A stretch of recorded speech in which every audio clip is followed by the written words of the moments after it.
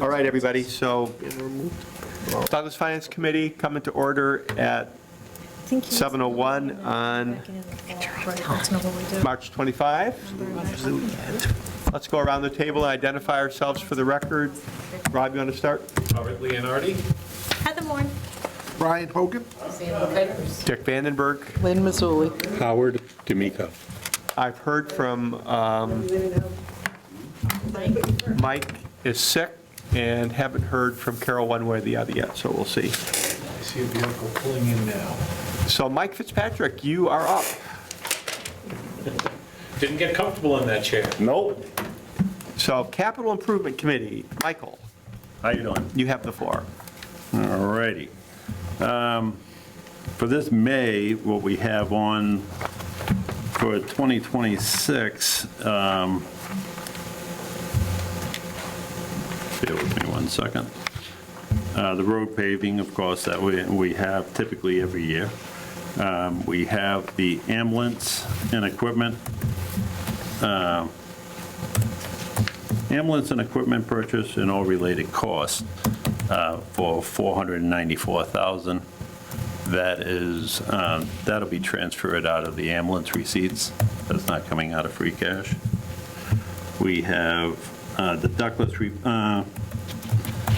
HVAC for the new storage room that we're trying to create down in the gymnasium for a cost of $23,000. That is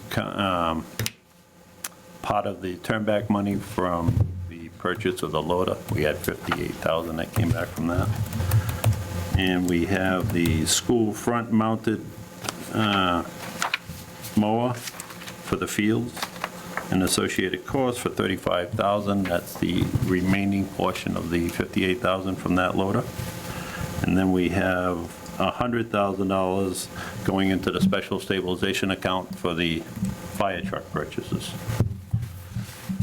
Also on 2026, which we haven't funded at this point, the fire department HVAC and electrical upgrades and associated costs, that number is not determined yet. We're going over that project, reevaluate it, and see if we can bring it back down in the budget. When it went out for bid the last time, we exceeded the amount of money that we had appropriated for that.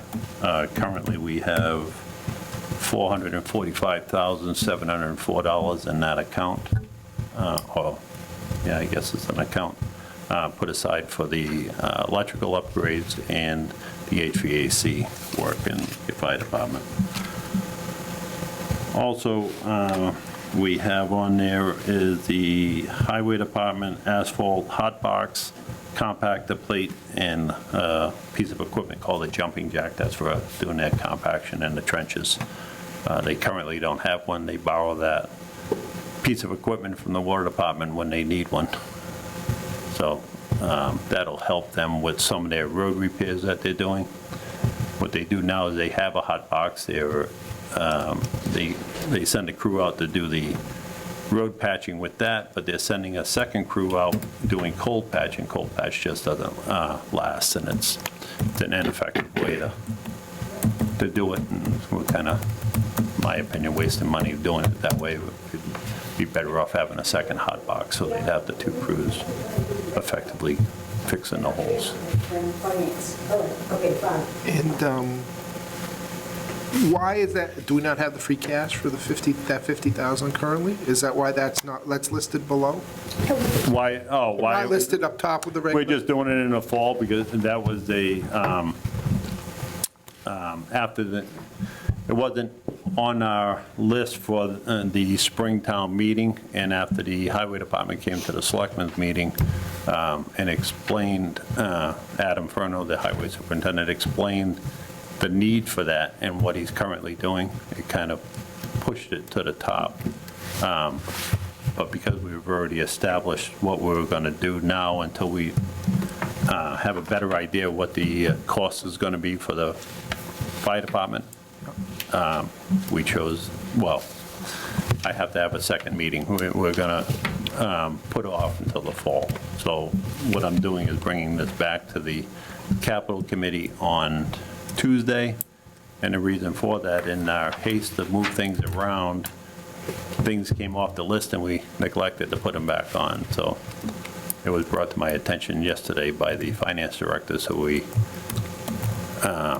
reorganized the list, sent it out to the capital committee and requested that they come in on Tuesday prior to the selectmen's meeting. So the missing items have been restored for the warrant? Yes. Yes. Yeah.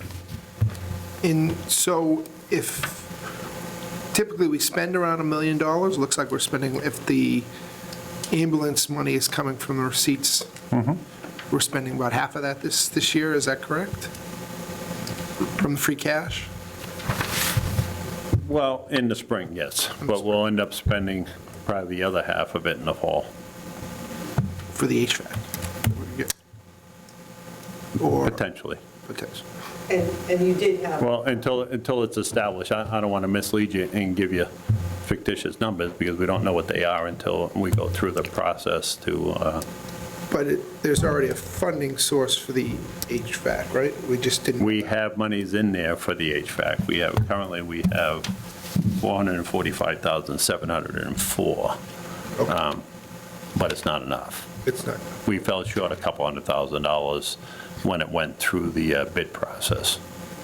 But then we had some ARPA money in there that we had to assign by December 31st that we moved over to the Depot Street project, Okay.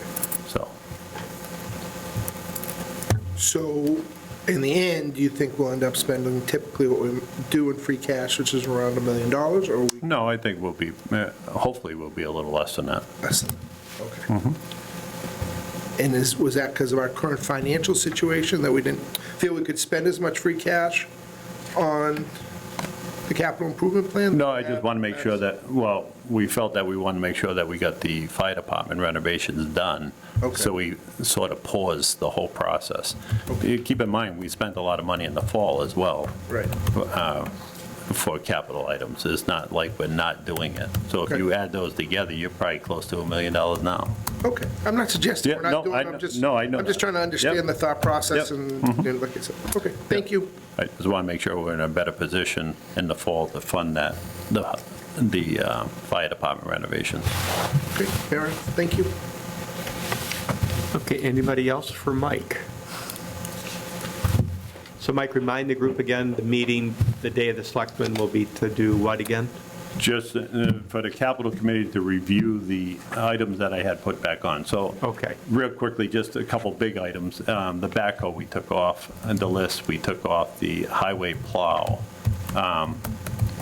We neglected to put those back on, and they have to go back on there, but the highway superintendent is hesitant to replace the backhoe. It's getting to the point where we'll have to replace it, but until he has a place to store it inside, he'd like to hold off on it. Okay. Anybody else for Mr. Fitzpatrick? Thank you, Michael. That was easy. Appreciate it. Prepared, ready, informative. Welcome, Carol. Oh, thank you. I'm sorry I'm a little late. That's okay. All right, if everybody would look at their warrant article rough draft, and then one that was given to us just now is for the special, which we'll look at later. So let's just focus on the warrant articles for our upcoming meeting. For May 5. The regular, the annual, Let's see, what's that? for the annual? Yeah. Yeah, okay. All right, so Article 1 is the FinCom report, 2 is the budget. Matt, is the budget set?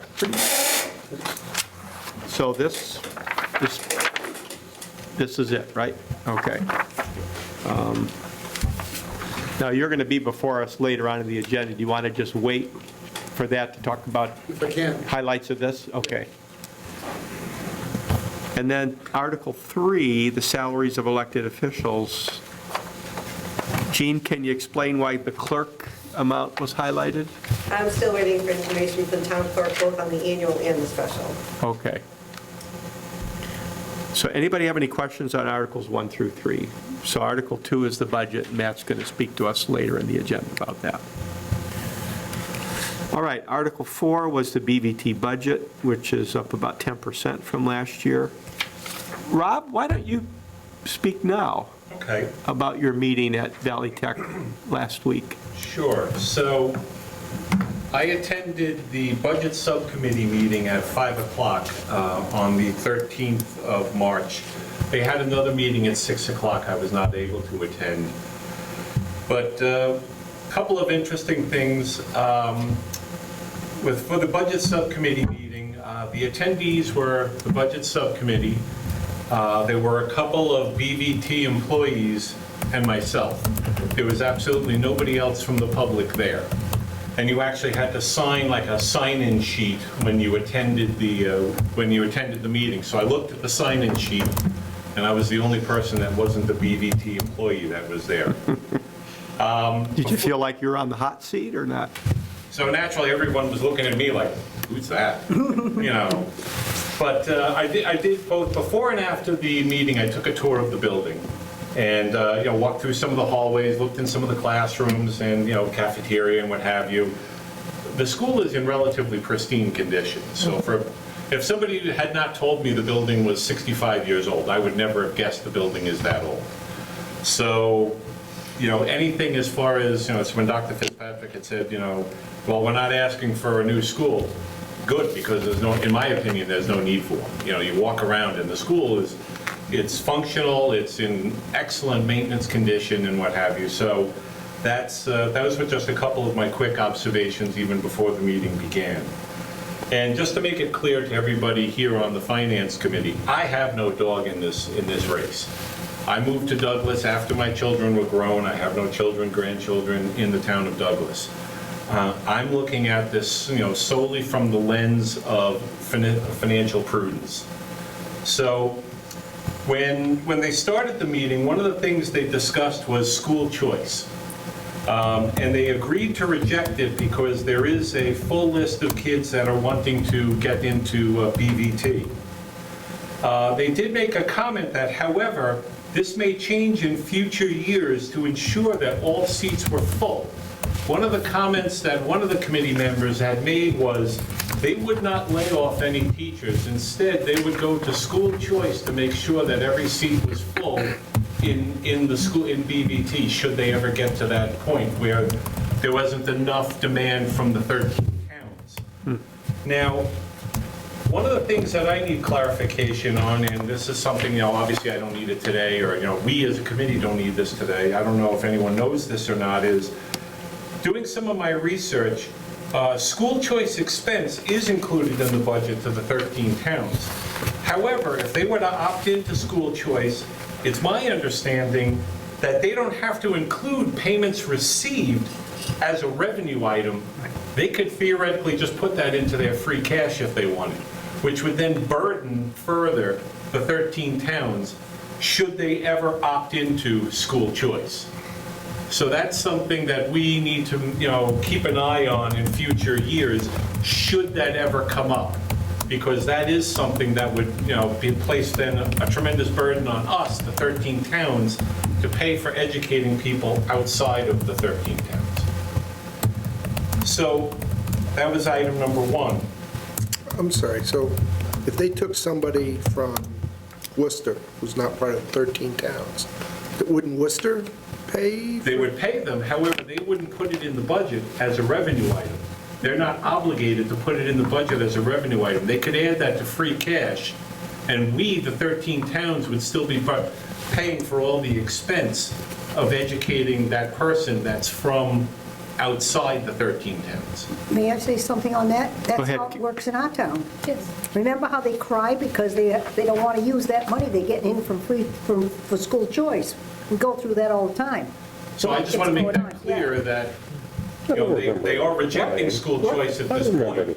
Well, it was close to it. But remember, they've used it this year, right? Right. They've drawn it down. That's So right. that safety net is there for the extraordinary measures, so they don't come back to the town side.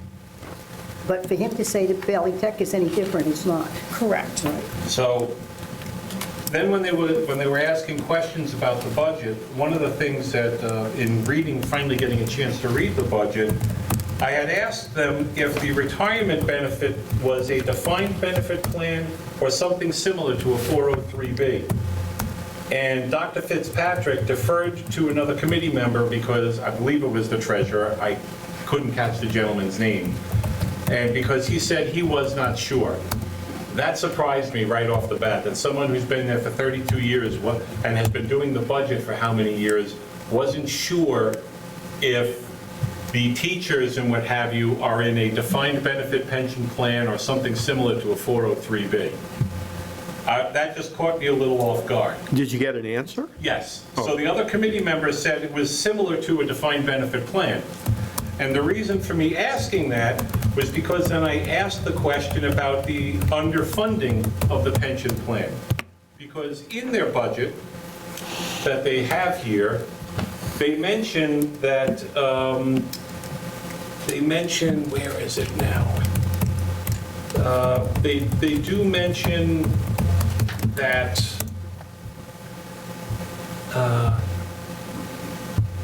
where is it? The district continues to take action to address funding concerns surrounding other post-retirement benefits liabilities for retirees. There is an underfunding of the of their pension plan, and so when I had asked, again, I assumed it was the treasurer, when I had asked him about the underfunding, he had commented to me that they are constrained by what they are allowed to invest in. It has to be something either no risk or low risk, something similar to treasuries, et cetera, et cetera. So this is a concern because I was wondering, and this was a question that I didn't unfortunately think of in that given moment, but when you're doing an analysis of your pension plan, you're required to get an actuarial analysis of that's how you determine whether or not your plan is overfunded or underfunded. And as part of any actuarial analysis, the standard rate of return that is used in any of these calculations for funding is a 6% annual rate of return. Now, if they're constrained by what they're allowed to invest in, being either low risk or no risk investments, there's no way in the world they're earning 6% annually on their investments. So the underfunding is only going to get worse. And likewise, even as they mentioned here in their budget, they mentioned this, the increase in retiree benefits is mainly attributed to an increase in the number of participants within the state employee retirement system and health insurance rates as well. So if they're going to keep a consistent number of employees, but the number of retirees is going to continue to grow, the underfunding is only going to get worse as you have people that start drawing off of the assets of that retirement plan, as well as the fact that they have if their stated interest rate of return is 6% and they're not earning 6%, that's only going to increase your costs. So when you look at, for example, your retiree benefits, your health life pension, it's $2.2 million. I don't know what percentage of that is directly related to the underfunding of the plan. But, so that is something that, there would be some, there really needs to be some further clarity on that. Along those lines, they mentioned that they're in the final year of the contract with the teachers. So fiscal year, this coming fiscal year is the final year. So they're going to be negotiating with the teachers this coming fiscal year. Now, one of the things as we talked about, as we mentioned last meeting, was the premiums when people retire, their health insurance, they're getting retiree health insurance, they're only required to pay 15% of the premium. 85% of the premium is being borne by the 1310s. Ridiculous. That number has not changed, that percentage has not changed in 35 years. So it was 10% for anybody that retired prior to July 1st of 1990. So in 35 years, they've done nothing to address the fact of the added burden of retiree medical benefits. And, I mean, it's one of those things, it's easy, Dr. Fitzpatrick sat here and he talked about how their staff, their teachers and everything, they're long tenured, these are people that have been here a long time. In my opinion, it's easy to retain staff when you pay top dollar and offer retirement benefits, medical and health and pension, better than what the 13 towns themselves can offer. So it's extremely easy to retain people that way. And you cut down on your turnover that way. So we have a representative of, there's a representative from each of the 13 towns. We have a representative that is part of the school committee for BVT. I don't know this because, again, I've only been on this finance committee for a couple of months. Does that representative appear before the finance committee at all? He came last year. He's come the last. Usually when Dr. Fitzpatrick comes, the Douglas board person comes with him, but other than that, no.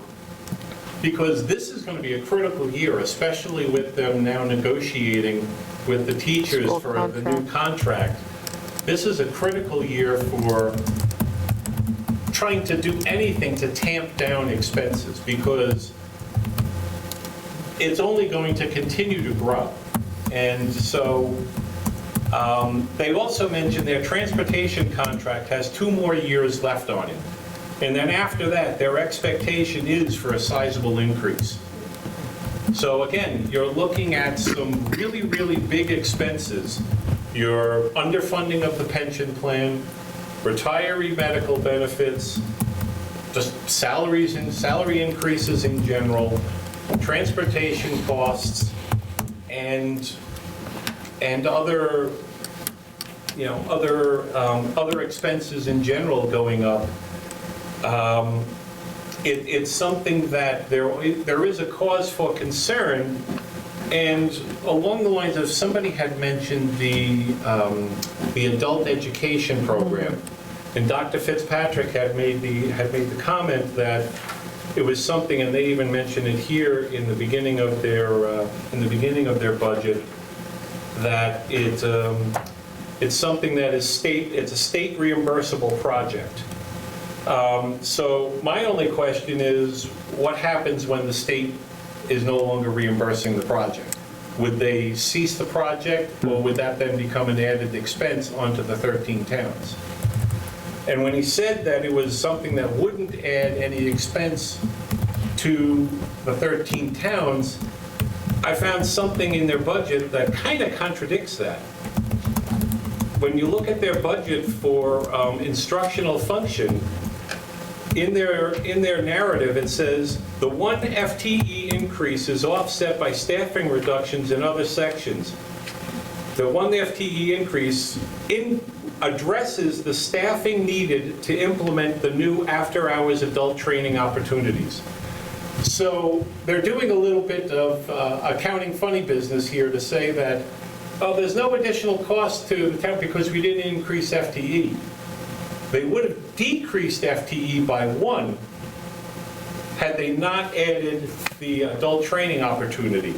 So they're kind of being a little sneaky with how they're, saying that it's not going to be any added cost to the 13 towns. And so, at the end of the meeting, I had asked Dr. Fitzpatrick, is there any way to try to plan for the extra expenses that are coming? Is there something that can be done? And he said, no, we don't have, we're not authorized to do any sort of rainy day fund or something along those lines. And so he was obviously, he could tell I was concerned, because the Monday after, I'll read to you, Dr. Fitzpatrick must have reached out to somebody at the town and got my personal email address. And so he emailed me directly, and I'd like to very quickly read the email he sent and then my reply. He said, "Dear Robert, thank you for your willingness to pose questions and invite us to provide insight into Douglas's vocational systems budgetary process. As a follow-up to your post-retirement pension inquiry, I share additional background information. To impress upon our staff that the system must cover costs within its fiscal plan, the school committee negotiated a $10 per paycheck contribution. This accomplished three things. It provided a steady, although modest contribution that the system could match via operational budget sources. Second, this reminded the professional staff who were in a separate pension, mass teachers, fund that the support staff serve as critical partners in everyday instruction. Thirdly, it sensitized teachers to be aware of the limits of our ability to compensate for any bargaining request that does not contribute to quality educational service rendered. I hope this is helpful, Dr. Fitzpatrick. I mean, $10 a week is $500 a year. It's not really that, earth-shattering. But, so my response was, good afternoon, Dr. Fitzpatrick. A belated happy St. Patrick's Day to you. Thank you for taking the time to follow up with me and provide additional information. The cost of a quality education will continue to rise. Unfortunately, the current federal administration does not look favorably upon grant funding, and they do not seem interested in supporting education. The Commonwealth has many fiscal challenges as they deal with issues such as repaying a $1 billion error regarding unemployment funds. The Commonwealth has been funding at a rate lower than the expense increase, and I cannot see that changing in the short term. Towns are constrained by Proposition 2.5, and taxpayers are, frankly, overtaxed in the Commonwealth. There are some interesting challenges ahead. 3 to 5 years from now, we may long for the days of a 5.7% increase. In many ways, there is a tsunami of expense headed our way. Hopefully, we find solutions that don't impede the education and development of our children. I wish you well in retirement. So, again, I think BVT offers a quality education. I think education's exceptionally important, but there does need to be some sort of focus on financial prudence. So that's my personal opinion, and just some of also what I discovered in reading their budget and attending that meeting. So I thank you all for listening.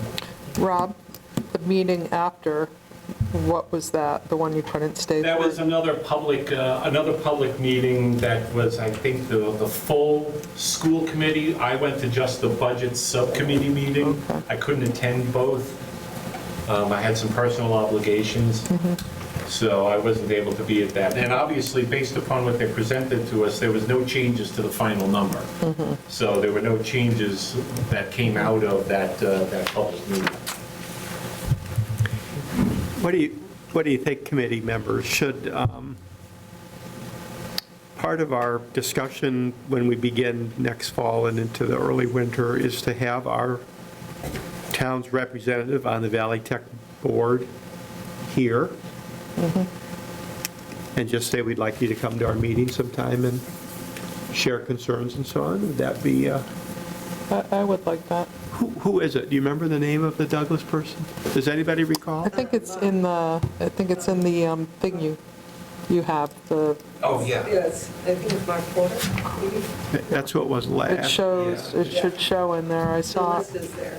So I'll just make a note, everyone. I think you want to get to him before next year because if they're negotiating with the teachers union, that could perhaps take place before school begins next year. It should be in the front of the, Okay.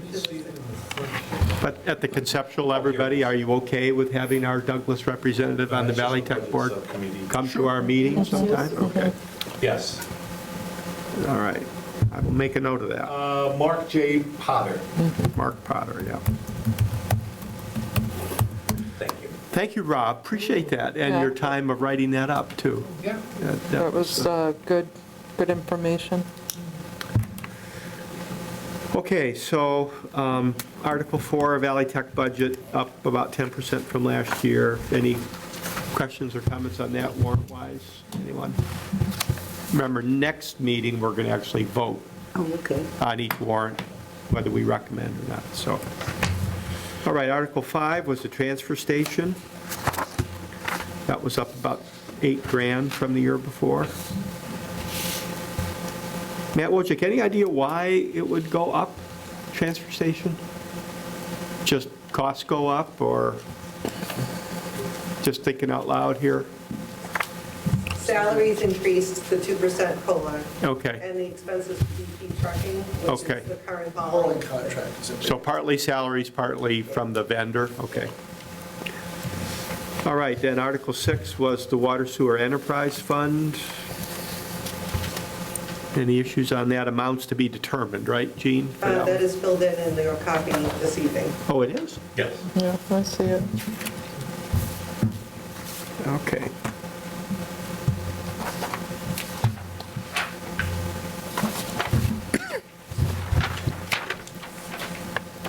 Oh, okay, so that amount, is there any questions on that? Anyone, Article 6?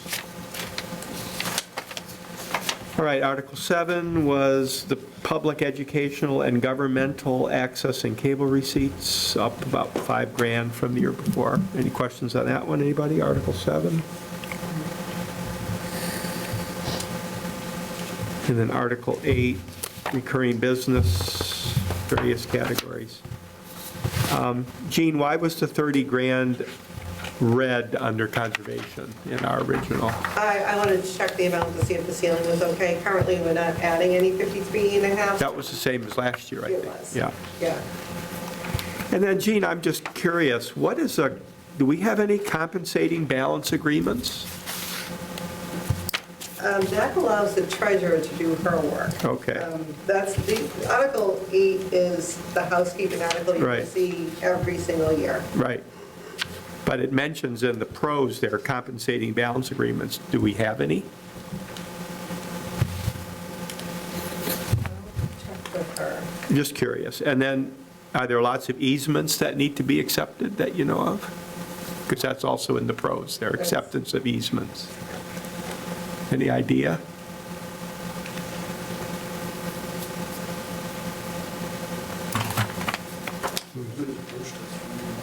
No, So you see letter H, everybody is compensating balance agreements. Letter I is acceptance of easements. I'm just curious if we have either of those. yeah, I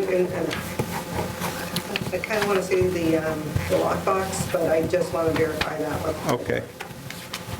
All right, just curious. Any questions on Article 8 then, anybody? All right, Article 9, personnel bylaw classification update. Matt, is there a big holdup on that chart that you know of? Just waiting for it? It's keystroking. We're going to take care of it tomorrow. Okay. All right, Article 10, capital improvement, we heard from Mike. Any questions on that? Anybody, Article 10? Okay, Article 11. That's the tax exemption for veterans, seniors, and the blind. Did that disappear? Qualifies as a senior. Just curious. Me next week. Seriously. Welcome. Now, what is the age? Is there any text for that? I would think senior would be 62. 60. Is it 60? I thought it does. Gene, is there any text for that Article 11? Anything to read? or- Chris Pupka will be at your public hearing. I can have him speak to that article. Okay. And actually, I can have him, I will make a note to have him send a slide presentation on that. He did it for the Board of Selectmen a couple Right. weeks ago. Yeah. Do we know what the tax exemptions they're proposing might be? Well, I think there's a formula. Matt, can you speak to that real briefly? I think there's a formula, right, for, I mean, I watched the Selectmen too, you were there, but It's $1,000 for 50% more. they don't think it's going to be a big impact on the town budget, The right? impact on the budget could be about 30,000. Yeah. That makes sense. So we'll wait to get more information on Article 11 then. I will send you the slide presentation he presented, and then if you have any follow-up questions, he'll be in the public And hearing. I can forward that to everybody. Yes. Okay. All right. I'll also send you the compensated rates we have. Okay, the stormwater bylaw. So this was not in my box last night when I forwarded you stuff, but this is as of today.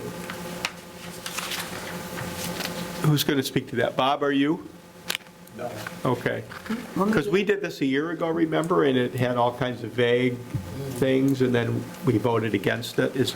Maybe I could add some, Is anything different this time, Carol? yes. Well, for one thing, You're on that committee, we right? set up a committee. Yep. to go over all the regulations and not to do anything more than what's required by the federal government. And so that's what we've done. We've done this stormwater. We've had professional help as well with it. And basically, if we bring this thing through, then we are going to be, the federal government will be happy with us because we're doing what we're supposed to, but we're not going beyond it. Before, they were trying to put this thing on the whole town. It was very vague. It was, would have yeah. cost a lot of money for everyone. Now it's in the areas where it has to be, and nothing is beyond what is absolutely required. So This is the minimalist version, right? this is the minimalist version. They've been after this for the last 20 years, and I've been beating on it for the last 20 years, so I am in favor of this because we have to. So Carol, can you, I mean, you as a committee have worked on this. Do you feel confident that the committee did a thorough job Oh, we spent and took it super seriously? every word.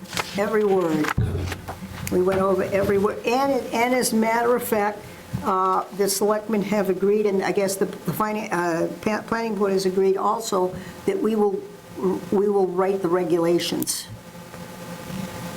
So that same committee, or anybody else who would like to join us, will be on a committee, and we're going to work to write the regulations.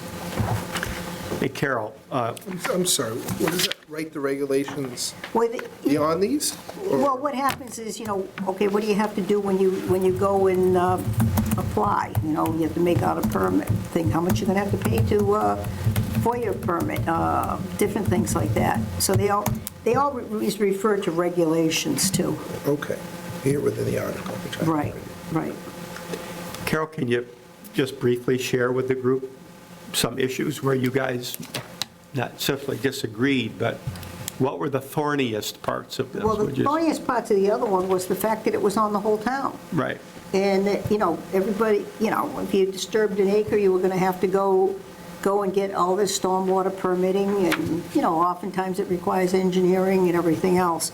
So this way here, we've got it down to this small area where it has to be, and again, it's going to have to disturb an acre. So if you want to go out and make yourself a garden in the backyard, if it's not an acre, you don't have to go get this permit. So I think it's, it's going to protect, that the storm water's not running all over the place, but it's also going to, not make it too difficult and too expensive for people, especially the average homeowner. So you mentioned the federal government. Does the state have its own layer of concerns, or is it mostly a federal thing? This is a federal mandate. Okay. Well, the state has things to do with the state. If you go over like 6 lots, you're going to have to do stormwater no matter where you are. There's a lot of regulations. What do you anticipate might be some pushback at the town meeting? Just people don't want any more regulations on their property, I Okay. guess. So I think that's the map right there. That's it. Just the places that you see are red are the ones that are affected by it. And basically, that's where you have culverts and stuff, town culverts and stuff like that. Okay, so we haven't had a chance to read this all over because we just got it It's, an hour ago. but, yeah, it's kind of long. So you maybe want to read it at home. Well, we'll look at it next week, or Right. 2 weeks from now again. Right, but, right. okay. Maybe read it before you come in 2 weeks from now would be a good idea. Okay. Well, Carol, thanks for being on that committee. Oh, thank you. All right, let's carry on then, everybody. So Article 12, the stormwater bylaw and map, we have the wording in front of us now, so take it home and read it while you're in bed and you can't get to sleep, just, start reading that.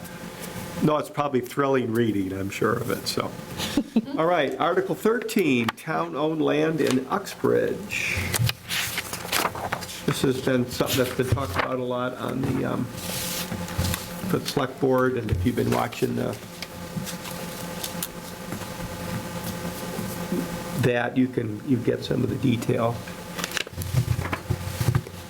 Matt Wojcik, how does this benefit us if this gets passed at the town meeting? keep calling on me. I'm not gonna move all my stuff over here, No. but to get my voice recorded properly. So this property abuts the existing warehouse development on Gilboa in Northeast Maine. And it is a more or less landlocked industrial zone piece of property in the town of Uxbridge. It is of no benefit to us, or it has no municipal purpose. The most likely tenant for the building has made possession of that parcel a contingency, and they're taking the building. So they need the space there for a parking lot for trucks and equipment, and are most likely to be our strongest bidders for the property. The process requires that the select board deem that the land has no municipal purpose, and then it comes to town meeting to approve a transfer or the dispensation of an interest in real property. After that, the board would follow the Chapter 30B, Section 16 process, getting the land appraised, and then posting it for sale and collecting bids. The land seemed to be landlocked industrial, which put the appraiser into a tailspin because there's really no way to get comps for a piece of property like that. So we did some research and we determined that there is in fact an easement that the property benefits from that crosses the Bosmo land, the so-called golf course, there used to be golf course. And there is actually access to Northeast Maine. Therefore, it is industrial land with access to a roadway, which does have comps. So we are likely to get a better price for this piece of property. Because it is in Uxbridge, its only value to us is to sell it. So it helps the town in that this piece of property, if If we nail the tenant. Used by it's the tenant abutter. Everybody would want. it, it helps further economic development, is that right? Okay. All right, any questions, anybody on Article 13 for Matt? And we're not deriving any income from this correctly, because it's not anything we're taxing, correct? That's right. So, It's basically to help that abutter, or to enable that abutter to have parking and such, right? Yeah. All right, any questions, anybody for Matt?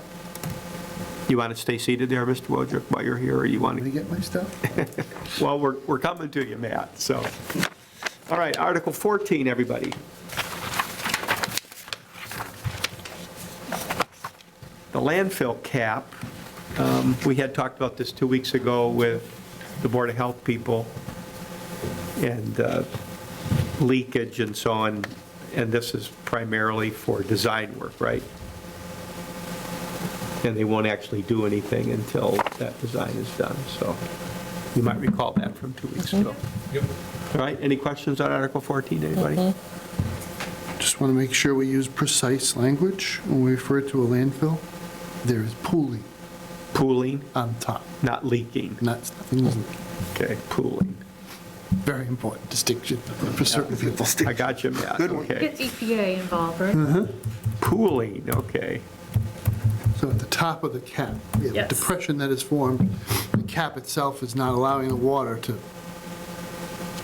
Okay. percolate into the ground, so there's a pool of water that is formed Pooling at the cap, on top of the cap, on top, okay.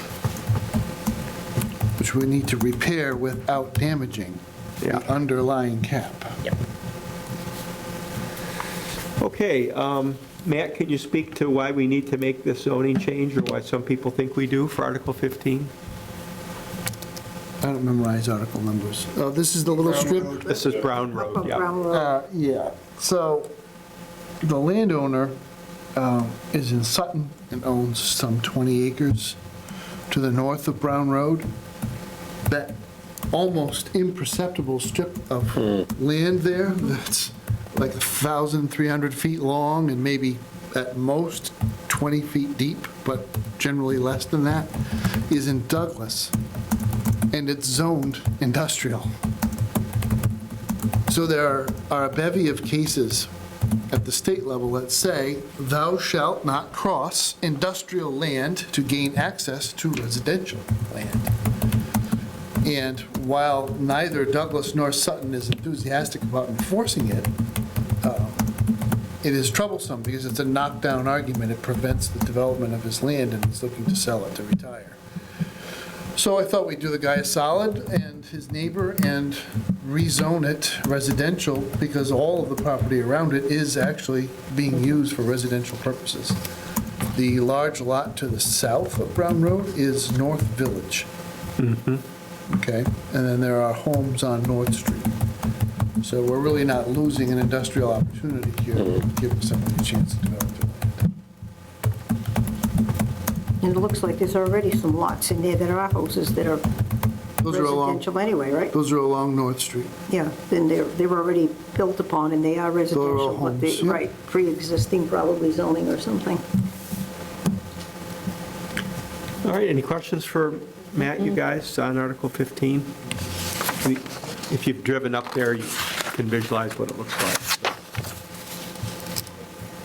Okay, now for the next three, Matt, can you speak to how far along all those roads are, or can somebody? Joseph Yeah. Road, William Drive, or Whiten Heights? So then Joseph, right, is the third one? Yeah. Joseph and William I are, haven't much to say about Joseph. I Okay. think Joseph's ready, and there really shouldn't be any discussion more than reading the caption on that one. It's ready to rock and roll. William, there are some issues there with some drainage problems that we very much want the contractor to address before we pursue acceptance. Now, all of the other paperwork, all of the other tasks are done. So the community development director's judgment was to make sure we had a placeholder so that if everything got done in time, that we could go forward. I went to William Drive more than I cared to this past week and noted there is a pretty significant runoff issue. One of the property owners would be best served by having an apron on his driveway. He's not real enthusiastic about putting a bump in his driveway, but it would keep the water pushed out into the street. So what's happening is the water is getting behind the berm and eroding the so far unvegetated loam and pulling it all down the street. And when it gets to a weak spot, all the silt and everything is washing into the street and into our catch basin, which is not even close to being a finished road. That shouldn't be happening. So we are cautiously optimistic that the developer there is just tired of it and wants to get it done, and we'll work it out with the highway. But Adam and I have both been up there a bunch of times. Adam has an opinion on what needs to be done. We're still talking to the residents. So hopefully, by the time you have to vote on these, we'll get a definitive answer. so, On Whiten Heights, it's hard to talk about this without expressing an opinion. Again, there's a situation where a contractor who has been working on the road for many years and building out his subdivision over the course of many years has petitioned to have the road accepted by the town and has made representations that all of the punch list items will be taken care of before town meeting gets together. We are, in my opinion, between a rock and a hard place on this one, because to call the bond and finish the work, we need to accept the road. It's a matter of legal order of precedence. You need a basis for taking the bond. The basis would be to finish the work on your own property because you accepted it. Or to try to continue to leverage the contractor to finish the work, because the contractor, as long as they own the road, are responsible for the roadway conditions and basically there's a liability there. I don't know that people would be excited about owning a road. There are a half a dozen lessons here for planning boards everywhere, not just Douglas, about how to properly proceed with the building of stormwater catch. BMPs, they're not really catch basins, they're basins for collecting stormwater and letting it infiltrate through gravel. All of that stuff really needs to be done before all the lots are released. That's the leverage you have with the builder. The builder wants to build homes to sell them and make the profit on the real estate. Yeah, so if you hold the real estate back, they're motivated to work with you. Once they build all the homes out and all that's left is the bond, I gotta tell you, I think it'd be something short of a miracle worker to see everything built out according to spec. Problem I have with this particular one is that the planning board and really by extension the town made certain promises to landowners that were going to benefit from some of the conditions of the planning board's approval, namely gravel being put down so they would have access to a part of their property from Whiten Heights. So, as a purist, this is a terrible thing. We shouldn't even be considering accepting this road. As a practical person, I'm not entirely sure if the answer is flashing in neon.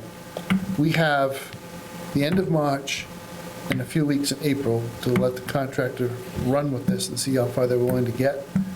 There's a pretty good chance that the recommendation from town staff will be to pass over this if it's not done properly. So whenever we have a road that needs to be accepted, my questions usually run around two items. One is how big is the punch list? And how much surety do we have in case the developer gets hit by lightning? And we have to end up paying for it. That third one, especially, the one off of Douglas Way there, that sounds like, White Nights. yeah, Whiten Heights. Yeah, I don't think it's ready. Prime time. Where is that located? It's off Douglas Way, it's, Near the reservoir. Oh, okay, the one Up off the reservoir. over by the dam? Yep. Okay. And then the other two are by the it's the new cul-de-sac. Douglas Flea Market are the other two there. Okay, yeah, Joseph Road is over there, yeah, I know where those two are. So I think 2 weeks from now, when we vote to recommend or not, do you think Matt will have a better sense of what's left on the punch list and where the surety amounts are and so on? The punch list is well established, so it's a matter of For all three? inspecting and seeing where they are. Okay.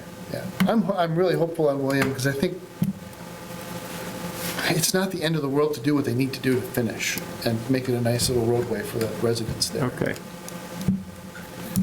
Any questions, anybody, for Matt on those three articles, 16, 17, and 18, have to do with road acceptance? Okay. 19, MS4 compliance, 8-year funding. This is something we did last year for year 7. Who can quick tell me the 4 S's of MS4? Separate storm sewer system. Yes! Whoa! did Strange you look? municipal acronyms for 400. How did you remember that? It's written Whitney. right there. So Just happen to read it. Passed as well. Don't give up your brilliance, your source of brilliance. Oh, there we go. All right, any questions on that one, anybody? Article 19, we did a similar thing last year. All right, Article 20, personal bylaw amendment, Section C, holidays. Matt, that sort of tweaks our current language, right, to be a little more specific? Is that a fair way to summarize that or not? Yeah, it addresses some inequities we've had with call staff, part-time staff. So if in our warrant for a back explanation, we just said it updates the language, would that be good enough, or do we need to put in a little bit more? No, it has a financial impact, so I think you do need to be more transparent and say it addresses pay inequities that we were calling people in on call at their call rate, and they don't get any holiday. Kind of is a double whammy, that there's no incentive for them to cover our full-timers by working the holiday, and they don't get the pay. So Okay. it wasn't going to break the bank, so it was fine. Because even time and a half to give up your holiday isn't that great, Yeah, the contracts, the two contracts are different. so.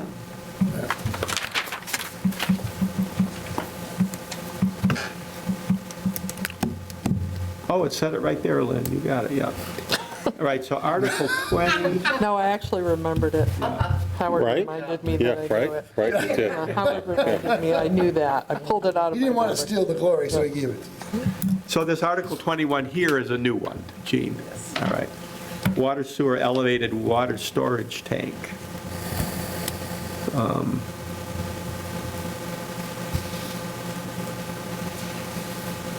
Can anybody speak to this, the backstory to this? We're all looking at you, Yeah, Matt. You might as well do it.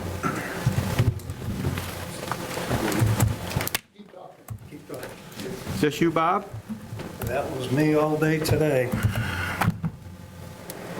Is this the one on On this Franklin? at 9 o'clock, and we finished about 5. Okay. So the ink is still wet on this one, so don't.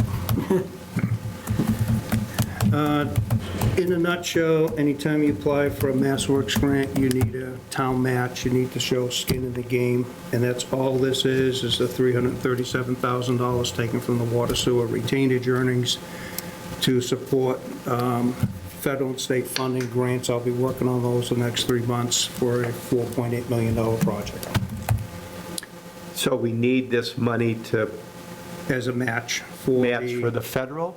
state and federal funds. Okay. And is that project that needed the storage tank, is that good to go, or? Well, as you know. Because that got stalled last year, The right? last 2 years, we got denied a $5 million MassWorks grant because we were competing with Boston, Worcester, Springfield.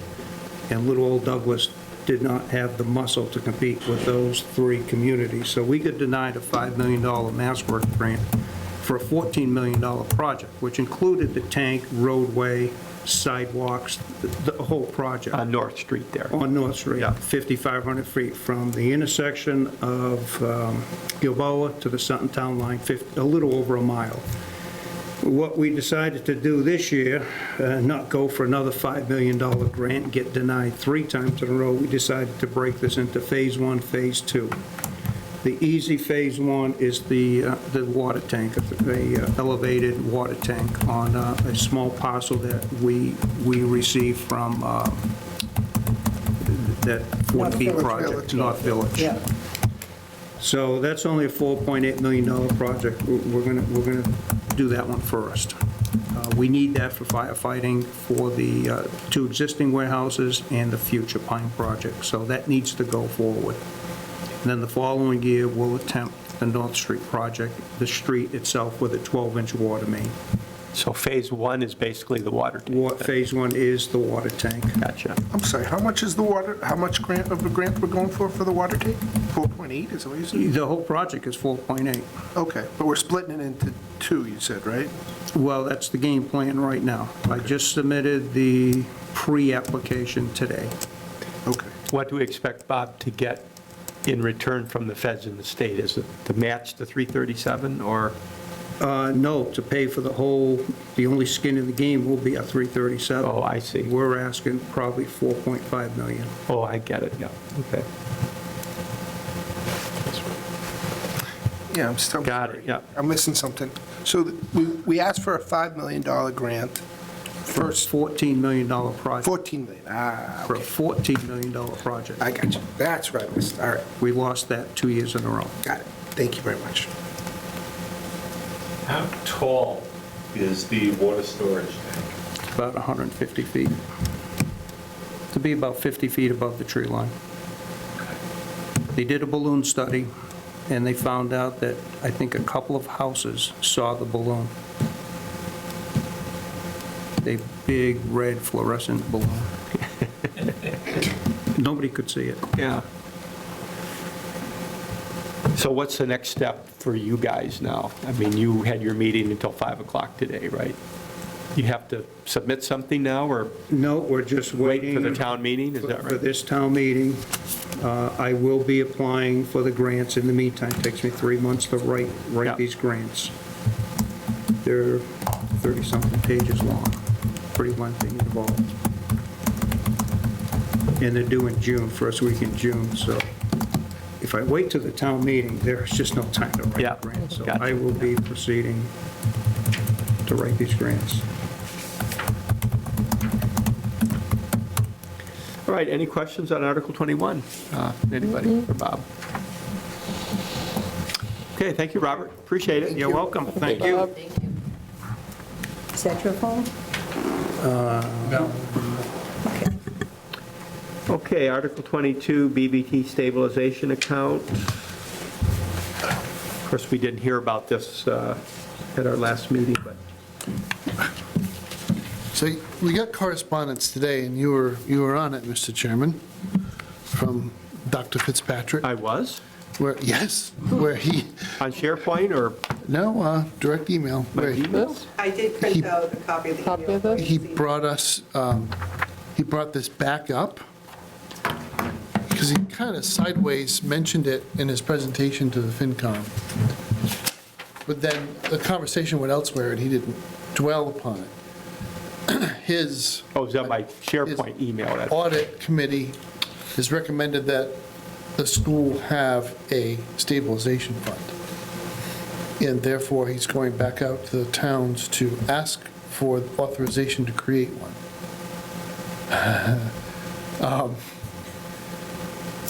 You know,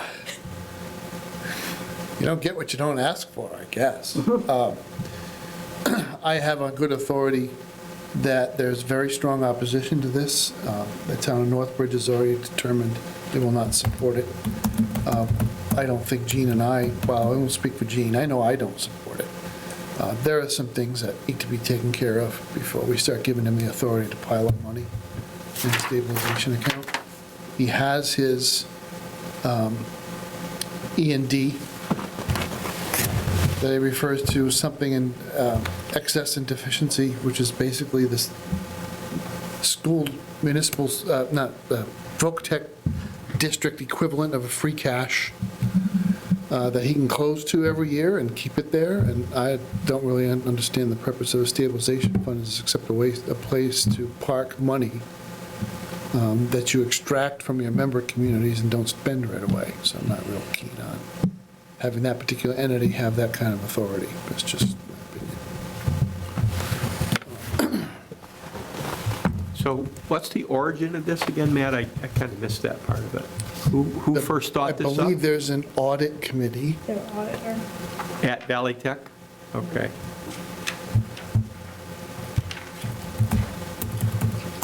Dick, I gave you a copy of the email that he sent. Yeah, I'm looking at it now.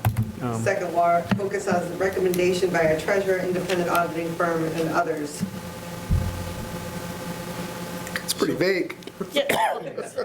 His wife, So we're his sister, here, his have cousin. the additional flexibility in addressing future capital improvements. Does this mean they can make capital improvement decisions without having to,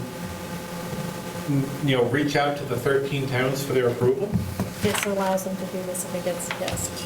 Funded, yeah. They can do 10% into their stabilization fund from every town to fund whatever they want. Their roof project, right? Right. Add on to the gymnasium. This was encouraged by the former Milford Finance Committee Chair.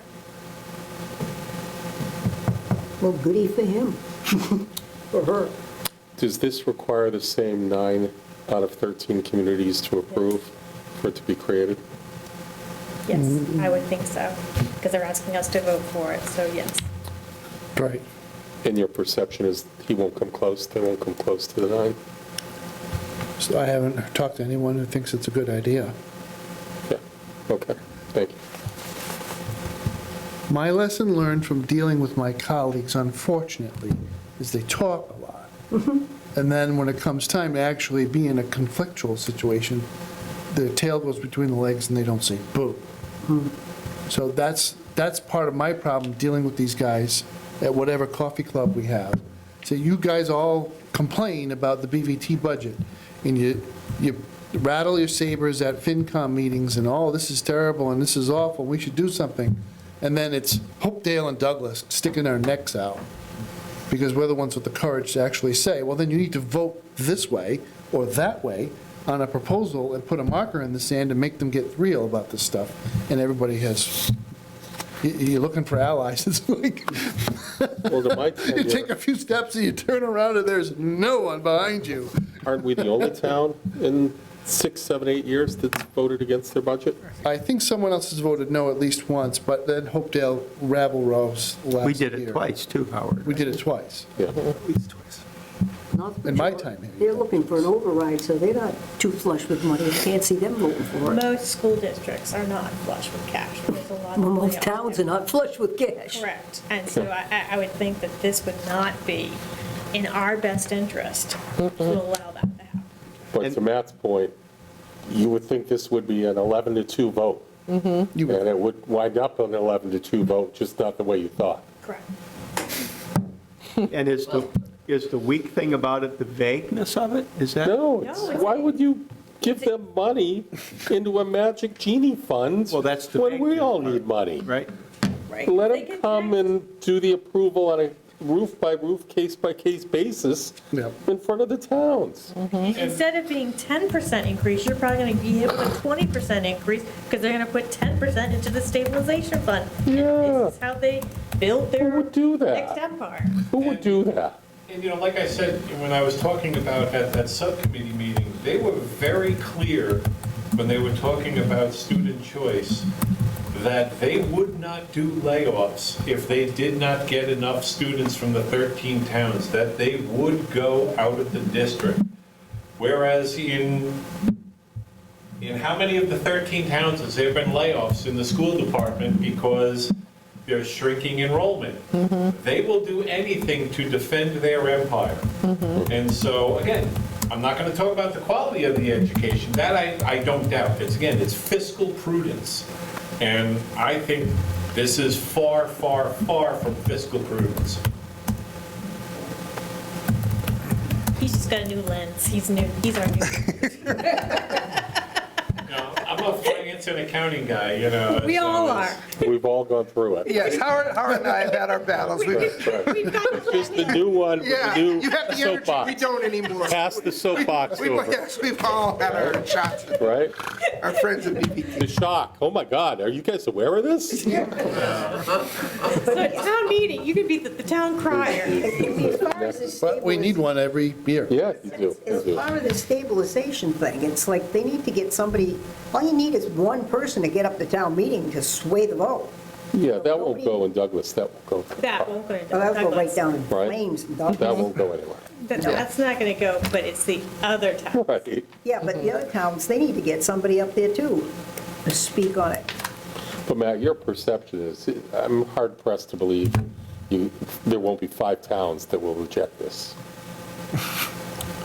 We say that a lot. Five- this is- Over the years, we've said that a lot. This is We never- this is substantially Maybe different. people are now kind of getting in tune This is with a what's different going thing. on. It is. The pre- This isn't tied to anything, and not one new It's not tied student. to anyone's I kid. 100% Yeah, agree. right. My Nobody's confidence kid in our is fellow in 13 jeopardy. towns is not very high. Right. It goes before the town meetings. If nobody gets up and says anything, it just passes. Then you need to have some people. I in those surely would towns hope to our get fellow up. finance committees in the 13 towns would all vote not to recommend this. And Now, I know I couldn't get opening day tickets this year because the BVT had 400 of them for the finance committee members of the other towns, but I don't know if that's going to have any impact. Just kidding. So I'm going to start doing this. It's not fair. But I'm going to read a public document that was sent to me by my colleague in Northbridge. We rejected the stabilization article last year and again this year. So it sounds like Northbridge will not support stabilization. The board approved the budget after several weeks of back and forth, realizing not much we could argue. FinCom is also focused on a $5 million override push from the public schools. 200,000 from BVT is peanuts compared to this. Yeah, except that you use peanuts to build a wall. Right. One peanut at a time, and that is really how you're supposed to do it. So that's the kind of defeatism that you just run into every single time, and not to put Adam on the spot. My point there was to read into the record the fact that he put into writing that Northbridge has rejected stabilization, so we would not be the first. Should our finance committee send letters to the other 13 towns' finance committee and tell them how we feel about it? We want to get the word around. So your choice, I think there's a procedural choice here. do you put it on the warrant, or does the select board put it on the warrant, leave it on the warrant, FinCom make a recommendation, and get a vote from town meeting? Let's assume for a second that it's a negative vote, because then you're on record not supporting it. Or do you follow what you could follow, which is the select board could decide not to put it on the warrant at all? Right? Just didn't even get to pass muster with them as a chief policymaking board of the town, and they have the right to write the warrant, and they say, this is so dumb, we're not even going to put it on the warrant. And I don't know. I don't know the answer to that question. Sometimes it's good to have a vote, so you can send somebody packing and say, it was 252 to 12, sorry, no stabilization account for you. But if you don't vote, then As does that opposed to mean 5 there's no people negative? saying maybe 4-1 or 5-0 that they don't want it on the warrant. But would that almost be when they go to check how many people, well, we got 5 in favor, but we got 3 abstains, because they didn't put it on the warrant? I don't know. That's the thing. So I think it needs to go on the warrant. And you just get somebody up there to explain what the situation is. That they're going to be able to raise double what we're going to be paying, and then they can use it for anything they want, their little slush fund. So, as it is now, if they That's want a to spend good money, they have phrase to for come to this. us. Stabilization is wrapped up with a bow. right. Slush fund is a pile of goop, Well, okay, I'll use another word. right? No, I like, I'm saying, you're showing the other side of the coin, which is, it's stabilization, rainy day, and all these prudent sounding financial measures, as opposed to a slush fund that nobody has any control over, which is the truth. Which is the truth, okay. I agree with Carol's point, though, that you'd rather be on record, Yeah. because that actually shoots the message across the towns. Right. Right? That there's one negative. Right. Over in Douglas, they're an affirm 252 to 12 negative. But I think we should send a letter to the other finance committees explaining what our position is, and that we hope that they will have someone to speak at their town meeting Can I and make inform the a voters. A suggestion that perhaps we have in 2 weeks, can we have the Town of Douglas representation come back to us to discuss this? And then you can open the doorway for other thoughts. Okay. But I think that would be the opportunity, because if we don't understand it, does he understand what it is? And I Is think there a come alone on the invite? Right. This is an invite for one person. we Right, wanted right. to hear No from plus our one. No representative, +1. right? So, Because we do, the town of Douglas does pay for that representative on that school committee. And he's part of this. what do you think about that, everybody? Ask him to come to our meeting in 2 weeks? I think it's a great idea. Yeah. Get them in. What's a good way to arrange that, Gene? Any suggestions? His email is on the email that Dr. Fitzpatrick sent to us, so either you can send out the request, or I can send it on your behalf. Oh, Mark Potter, yeah. Is that an elected position, an appointed position? Oh, you just opened a can of worms. I think it's, It's quote unquote. Now, I'll get the soapbox for a second. As a student of democracy and an unbridled partisan for small d democracy, this is an abomination, because Douglas's representative collects votes from all 13 communities to win election to the seat. It's interesting. This is not an election only in the town of Douglas for Douglas's representative. Each of the 13. Everybody in every Every town member. votes for all of the members of the BVT school committee. Yes. So Douglas could get all in a wicked fit and put up a candidate who runs for the BVT school committee that has overwhelming support from the town of Douglas. But if voters in other towns vote for the BVT or some other hand-picked candidate, then that candidate would win, because it's the vote tally from all 13 communities, not just Douglas. That's So kind the of stupid. concept of small r Republican government is completely shot Right. with that. Then again, from the It's the other point of closest view. thing to taxation without representation you possibly get. into a state law. How many It's people terrible. actually try to get on that BVT? Well, I don't see a queue. No, I know, that's the problem. You have trouble even getting anybody who wants to do it, probably. I would do it. You would. I There you would. go. Yeah, I would too. I know too much. I know, they wouldn't let me on jury duty because I knew too much. So, Maybe they'll have a top secret meeting on Signal to keep you from getting on. Inside joke. Little inside joke. But then Heather will be copied on it. Everybody would be copied on it. all right, anybody else on Article 22? So we've gone through all the warrant articles, Goody. and then in 2 weeks, we'll vote to recommend as needed. We have a few, Or not. right, a few loose ends we need to, we'll hope to hear about more, like the one for veterans and so on. We'll talk about that more. All right, Matt, let's talk about the budget a sec. Warrant number 2, article number 2 on the warrant is, we're signed, sealed, and delivered on this pretty much, Mr. Wojcik? Pretty much. If you'll indulge me, I got a couple of loose ends from your conversation this evening. I just want to kind of Okay. make some notes. On the veterans exemption, you have one, there's a lot of little subsections to this law. The Select Board has voted to expand this program beyond its current form, and the cost estimate from the assessor was well within the range, so this is funded out of the overlay. Right, so we set aside a certain amount of money for the Board of Assessors every year to grant abatements when they're proven, and that same account funds your exemption programs. This is basically, it's called spending out of your revenue. So we carry the overlay as a negative number on the revenue side of the budget.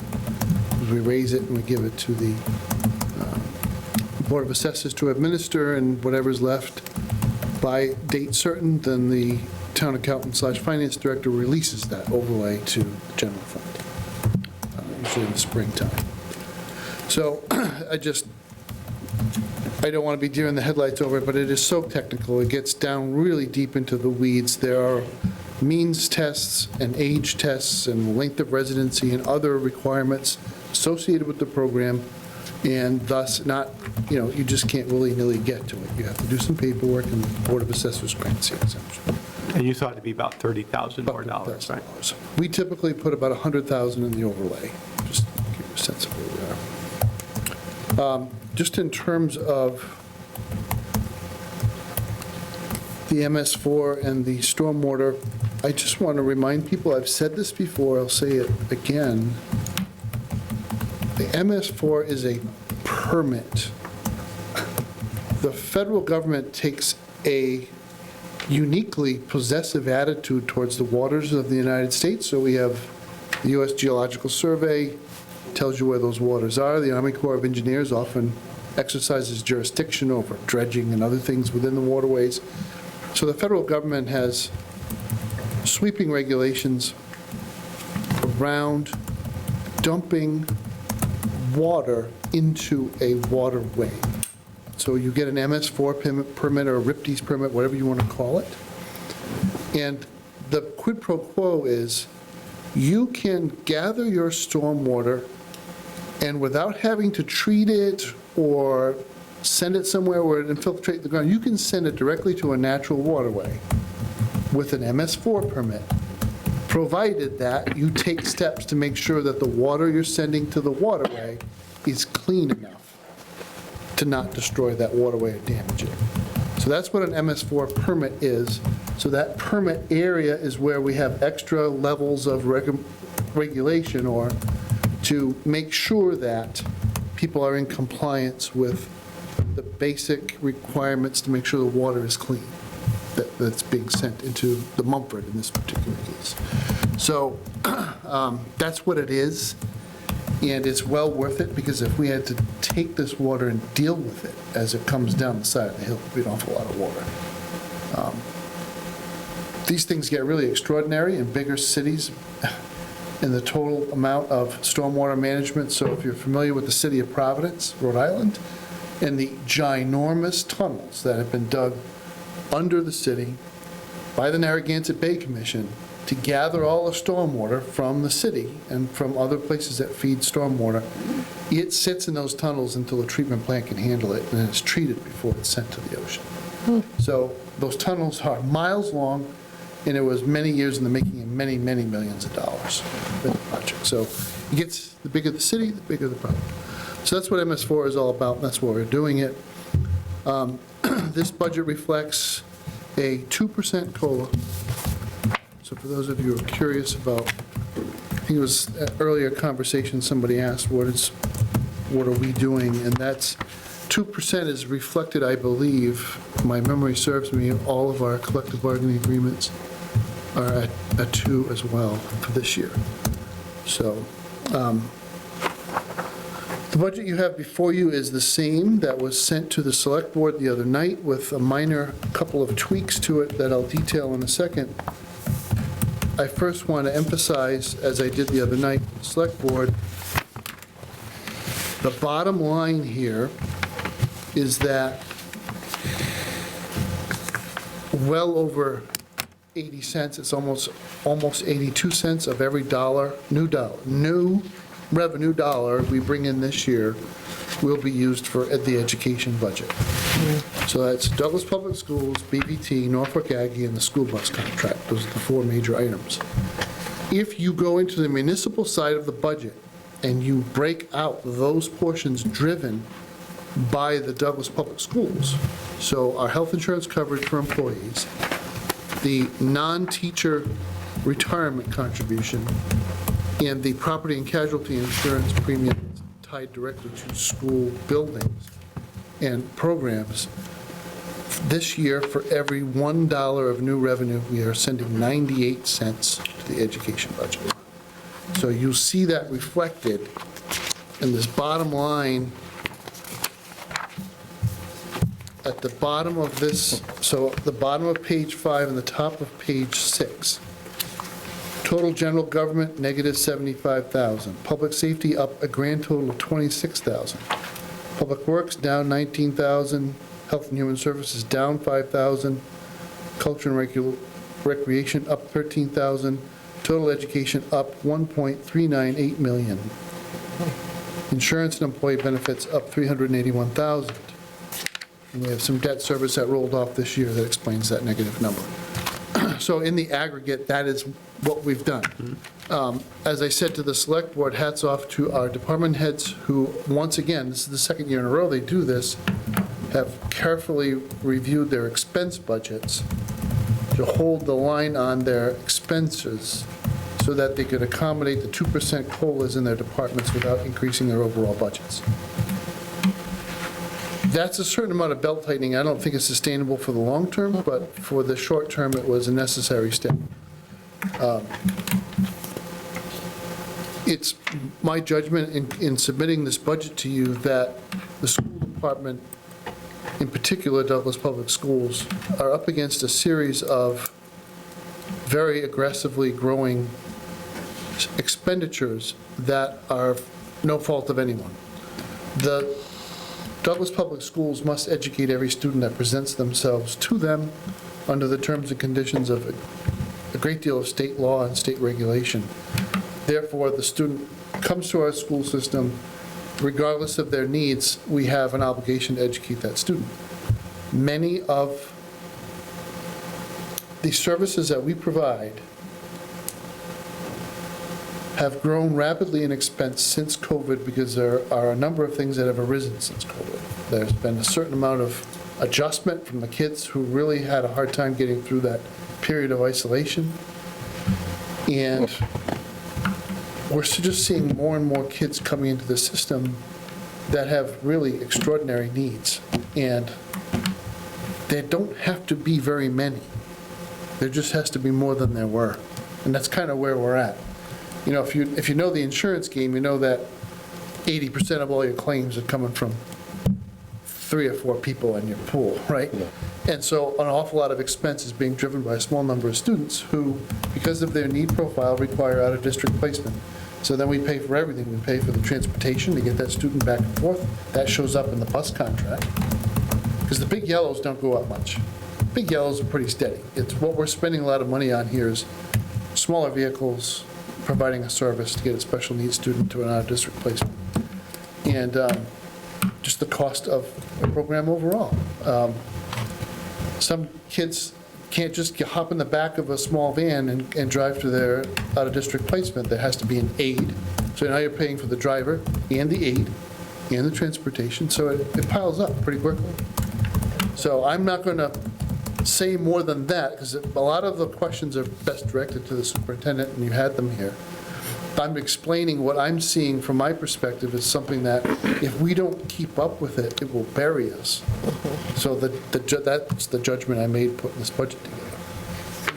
Just to go back, I just want clarification, maybe a stupid question. When you say any student that presents, they don't school choice in, this is only Douglas residents that are with the special needs. correct? Any student that presents themselves to the Douglas Public Schools must be educated by us, including choice-in students. We don't have a filter to selectively take kids or not. If they choose Douglas, then they come here. Okay. So we accept school choice kids for the 5th grade. Kid If with there's just, an open enrollment for that student to come in, yes, and we don't know, because that's discrimination, right? Okay. It becomes then our burden for the town, the school district, to pay for that child. typically you specify a grade where you don't have to add a teacher, correct? Is that kind of how it goes? There's a formula. The school has the formula. Is this a practice? Everybody has school choice, whether they open it or don't open Yeah. it, and that's not. So this is not unique to Douglas, everybody does this. You will see special education has significantly increased across all districts in the state of Massachusetts. If there's a child in Quincy, and that child had the desire, or their family did, to school choice into the Blackstone Valley, would there be any change or benefit or detraction from school choicing to Douglas versus Uxbridge? Or would the IEP or the whatever is be the same? Just who would be paying for it would be different. The fact that the IEP wouldn't be the same is one reason why certain parents will choose That's one what I was district wondering. over another, Yeah, right? okay, yeah. So, not that this is too close to home for me, but you can be in a school district where this whole special education thing is, whew, everybody's fine. No, the kid's not fine, okay? So now we're going to choice over to a district where they get it. Chances are a larger urban district where they have more kids with similar need profiles, they recognize what they have and they give the kid the right thing. Whereas if you stay with a small rural school, they may not provide anything. But you could object to the proposal. You can object, and there's a litigate. process Yeah, through the IEP process to object. but most parents are going to pick somebody that already is going to get it. Well, because if you lose your mind with the person you're dealing with, now you need, burn the bridge, Yeah, now you need to yeah, move to a different okay, district. Right. So the better you are at it, Correct. the more kids might come in. Yeah? An interesting event. I know. Yeah, okay. I'm going to ask a very stupid question because again, I'm just learning about all of this stuff. As I heard at the BVT meeting, they rejected student choice. Do towns have the option to do that? Well, you can, it depends, right? Right, there's a point at which, But you have to be able to accommodate them, right? Without adding another classroom, right? So there's a formula the school does do in deciding what grades are going to open up for school choice. I believe that should be on the agenda coming up in the next couple of months. We'll put that out there for parents to go into the school to try to school choice in. High school is always open. high school's always open, but we don't have the ability to simply put a wall up and say you can't come here. Correct. We don't have. If you open it and there's availability, they come in. So every kid we get $5,000. But that doesn't anywhere near cover what the cost of education is. Well, Right, I'll let Heather It's a- answer. I would say it depends. does if you don't have, typically it does, if you don't have to hire another teacher, if you're managing it properly. You're just adding one more If kid your to the class grade. Right. sizes are small, like at the high school, class sizes are generally speaking small. It's easier to accommodate. And we do get from, I would anticipate with all the overrides happening in the surrounding communities and the layoffs happening to the surrounding school districts, I would expect to see school choice coming back in. More people are going to try to switch their kids here to Douglas. Not to get off on a philosophical point, but it is really a fallacy to look at the cost per pupil. It's a simple mathematical function you can do, maybe for certain purposes comparison. But the reality is, that you're being a math guy, it's a step function. It's X until you have to add the incremental teacher with all the loaded expenses. Then it's that last student that Right. triggered that Right. isn't 5,000. Right. It's 120,000 for that one kid. And then it smooths out across. But the 4 before the trigger, and the 2 over there before the trigger, and the 5 over there before, are just perfect, Yeah. if you never hit the trigger. Yeah, Understand right? then how BVT is allowed to reject student choice. How are they outside the rules? Because they're a regional voc tech. They're by contract. But they're also turning, I mean, they're They're turning, they're in our own district. turning away They turn away our own. kids, right? There's more, I think Yeah. there's like 37, 38 kids this year that applied to BVT. I think 23 or 25 kids got accepted. Okay. So they do turn away from the school districts, the 13 districts that we have. They do turn away kids. Okay, yeah, There's I'm just always- trying to No, we're understand the trying to help process, you. yeah. I There's a wait appreciate list. that. could I ask something on school choice? I mean, we could say we're not going to allow school choice coming in, but we can't stop school choice going out, right? Correct, you cannot. So if we decide we're not going to allow anybody to come in, it means we're not going to collect any money coming in. But if we got a bunch of kids that want to go out, and that happens, well, we're going to pay.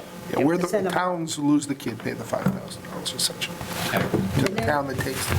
And then when you say so much, how much it costs for each child, a lot of what you don't realize is you take your school budget and you just divide it by how many kids or whatever, you know, you're going to have to pay for that school, whether you got one kid in there, or you got 500 kids in there, you still got to heat it, and so, you know, a lot of those numbers are a little Fixed different. costs, yeah.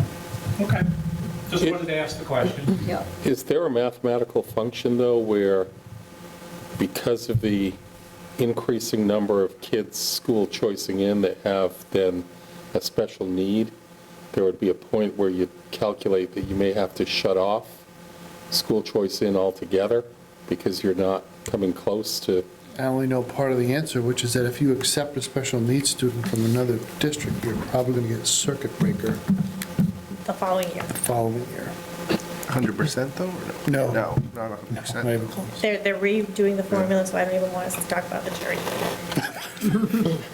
So does that mean you're going to get some of it you will get some of it reimbursed the following year? Reimburse the following. Following year. But that's whether the kid comes from another district or not, right? You're getting that Right. reimbursement whenever it Whether is. they're in district or Right, school right. choicing. Right. Which understood the math question, I- Ryan, right? I Yeah. did.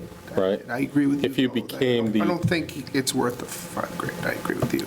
If you became the leading community in your region, Yeah, the math would wildly exceed what you're making on the Yes. non-special need You would kids need coming a in. stabilization fund exponentially to be able to fund it. I which would is just- why. We should see if the other 12 The towns state- will help us build one. So the other thing that's informing this is that we have, this group discussed, and certainly me one-on-one with the superintendent and school business manager, the status of their reserves. And I am confident in saying that circuit breaker is pretty much cashed out, and school choice will be hit very hard this year. So these charts that have shown steady increases in the reserves at Douglas Public Schools this year are going to show huge drawdowns. So it's going to come either from the local contribution to the operating budget or not at all. I have said to them that if they can find a way to save, if there are savings from Norfolk or BVT, which there won't be, or the school bus contract, they could keep it, and that in the Right. fall, we would reconcile that. We would transfer it over to Douglas Public Schools. That's pretty much the funding crisis they're in, right? not going to put a smiley face on it. It's a challenge. So any other questions for Matt on just the budget before you, those pages? So that was the nutshell. I do Okay. feel obligated, because the numbers are slightly different on this, and I'm going to have to send this to the select board so they have the final numbers. I did say in the process that I was going to revisit the debt line, because I felt like I wanted to make sure that this spreadsheet was fully tightened up.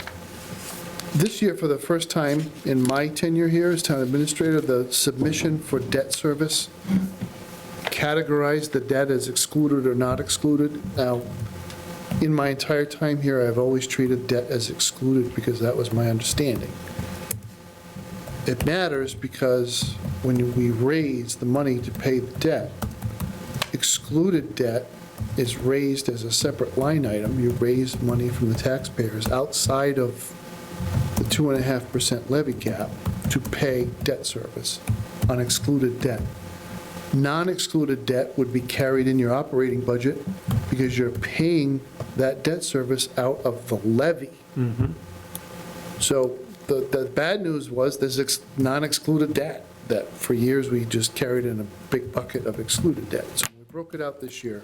The good news is this: you have $85,850 worth of debt service. That's not really a big number. When you look at your debt service, it's $1.6 million. Only $85,000 is coming over is not excluded, but because I struggled to get this budget to a zero balance, an $85,000 gift at the last minute was unwelcome. Yeah. We, being Gene and I, have revisited the revenue projections. We are always conservative to a fault in projecting revenues because you want to be sure that what you're saying is going to come in the door really is going to come in. And we looked at local receipts in particular, and we felt like we really couldn't count on the wetlands fund this year for $10,000, so we took it down to zero. Now my $85,000 problem is a $95,000 problem, which we reconciled mostly by updating our projection for building permits and for return on investment, so investment income, which we were carrying at $25,000, but our results have been much better than that for many years now, but particularly in the last several. So 25,000, we just, to bring the budget into balance, it brought that up to 35,360, which pales in comparison with the 480,000 that we actually collected in fiscal '24. So I think Gene and I are comfortable balancing the budget by making those minor tweaks to the revenue numbers and present a balanced budget. Is this pretty close to what will This be is handed it. to the public? This is it. I really, at this Okay. point, I've turned it over to the select board and to you. So here's what the state of play. I put, I don't know if it's still there. I beefed up your, just make sure I still have it. Fund, is that what you're talking? Your reserve fund, I did put a small amount into your reserve fund. What page are you on now? One, Oh. page one on the bottom, Finance Committee, wages, expenses, and reserve fund. Oh, I see, yeah. The wages is the note taker, the expenses are various things, and the reserve fund was 56,922.